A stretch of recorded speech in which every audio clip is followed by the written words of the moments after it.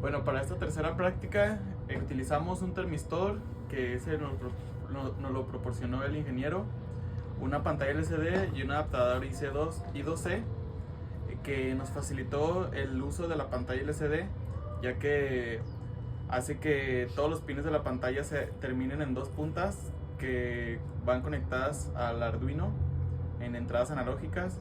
El mismo termistor también va conectado a una entrada analógica y esto nos facilitó el uso de la pantalla LCD que muestra la temperatura y el voltaje que arroja la señal del termistor.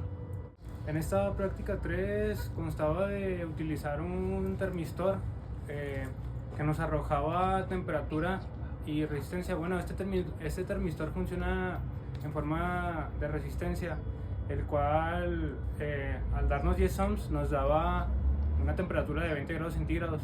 Esto se mostró en una pantalla LCD, el cual pudimos utilizar más fácilmente gracias al adaptador IC2 I2C, perdón, que anteriormente nos hacía falta. Esto nos facilitó mucho la práctica. Bueno, pues para la práctica 3 utilizamos un termistor que funciona como una resistencia variable, es decir, que cambia su valor de resistencia conforme cambia la temperatura que recibe o mide. Otro elemento que utilizamos fue el simplificador para la pantalla LCD 16x2, el T2C creo que se llamaba, algo así.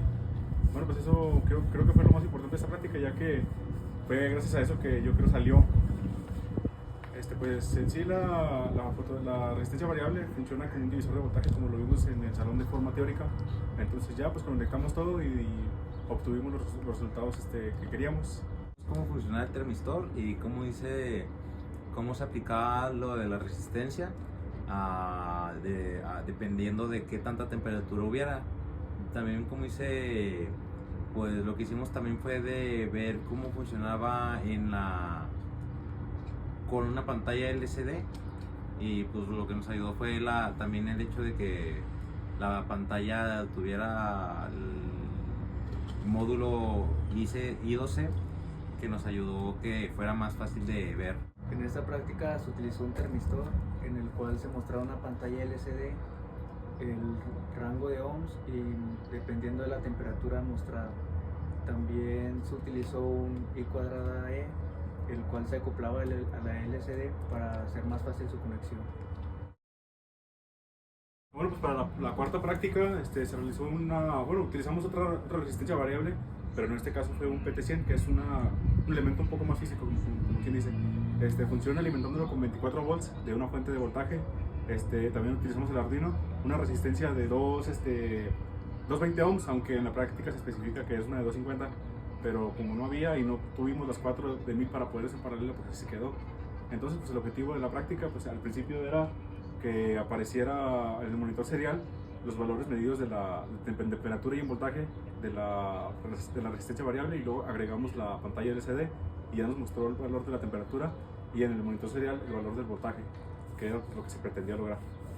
Bueno, para esta práctica la única diferencia que hubo con la práctica 3 es que cambiamos la resistencia, o en este caso el sensor, que fue un PT100, alimentándolo con una fuente de voltaje de 24 volts, pero era el mismo funcionamiento. El resultado se nos mostraba en una pantalla LCD con el mismo circuito I2C que nos facilitaba el uso de la pantalla.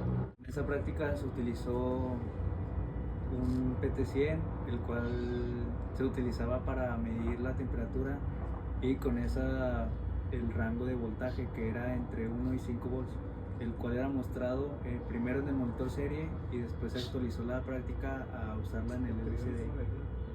Vimos cómo funcionó un módulo PT100, lo que en sí era una resistencia. Lo que hizo fue ver cómo hizo la temperatura del ambiente, y también como nos ayudamos mediante un termómetro láser, por lo que vimos la temperatura del ambiente y también vimos la temperatura reflejada en la pantalla LCD.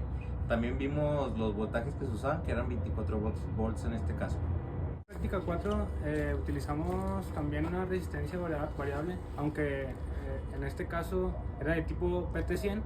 donde a diferencia del termistor de la práctica 3, este nos arrojaba la temperatura, pero ahora en valor de voltaje.